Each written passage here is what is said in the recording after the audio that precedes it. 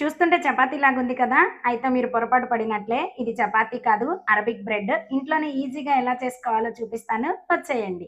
ఈ bread prepare చేయాలి అంటే యాక్టివ్ ఈస్ట్ కావాలి. ఫస్ట్ ఈస్ట్‌ని యాక్టివేట్ చేసుకుందాం. బౌల్‌లోకి 1 table spoon yeast, half glass గోరువెచ్చని water, half table spoon sugar వేసుకొని అంతా ఒకసారి మిక్స్ చేసి ర్యాప్ చేసేసుకొని ఒక 15 మినిట్స్ పక్కన పెట్టుకోండి. 15 మినిట్స్ తర్వాత చూస్తే మనకి ఈస్ట్ చక్కగా పొంగుతుంది. అంటే ఈస్ట్ మనకి యాక్టివేట్‌లో ఉన్నట్లే. ఇక నెక్స్ట్ ప్రాసెస్ చూద్దాం. 3 ½ కప్ గోధుమ పిండి తీసుకుంటున్నాను. మీరు కావాలనుకుంటే గోధుమ పిండి ప్లేస్‌లో మైదా అయినా తీసుకోవచ్చు. ఇందులోకి మన రుచికి సరిపడా సాల్ట్, యాక్టివేటెడ్ ఈస్ట్ వేసుకొని ఒకసారి కలుపుకున్నాక అందులోకి కొంచెం కొంచెంగా పాలు పోసుకుంటూ చపాతీ పిండి కంటే కాస్త పలుచగా కలుపుకోవాలి. అంటే చేతులకి పిండి వీడియోలో చూపిస్తున్న విధంగా అతుక్కోవాలనమాట.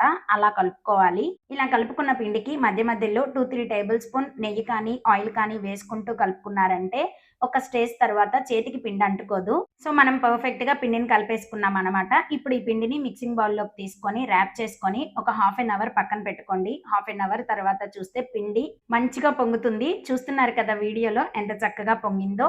ఈ పిండిని ఒక 2 మినిట్స్ కలుపుకోండి. మరీ ఎక్కువగా కలుపుకోవద్దు. ఇలా చేసుకున్న పిండిని చపాతీల్లాగా ప్రెస్ చేసుకొని, చపాతీల్లాగా అంటే మరీ పలచగా ప్రెస్ చేసుకోవద్దు. వీడియోలో చూపిస్తున్న విధంగా కాస్త మందంగా ప్రెస్ చేసుకోవాలి. ఇలా అన్నీ ప్రిపేర్ చేసుకున్నాక వీటిని బాగా కాలిన పెనం మీద కానీ, కడాయిలో కానీ పెట్టి ఆయిల్ అప్లై చేసుకుంటూ రెండు వైపులా లైట్ గోల్డెన్ కలర్ వచ్చే వరకు కాల్చుకోవాలి. అయితే ఈ బ్రెడ్‌ని కాస్త జాగ్రత్తగా కాల్చుకోవాలండి. పాన్‌లోకి బ్రెడ్ వేసిన తర్వాత ఆయిల్ అప్లై చేసి లిడ్ క్లోజ్ చేయాలి. వన్ సైడ్ కుక్ అయిన తర్వాత టర్న్ చేసుకొని మళ్ళీ ఆయిల్ అప్లై చేసి లిడ్ క్లోజ్ చేసి అదర్ సైడ్ కూడా కుక్ చేసుకోవాలి. అలా అయితేనే బ్రెడ్ పర్ఫెక్ట్‌గా కుక్ అవుతుంది.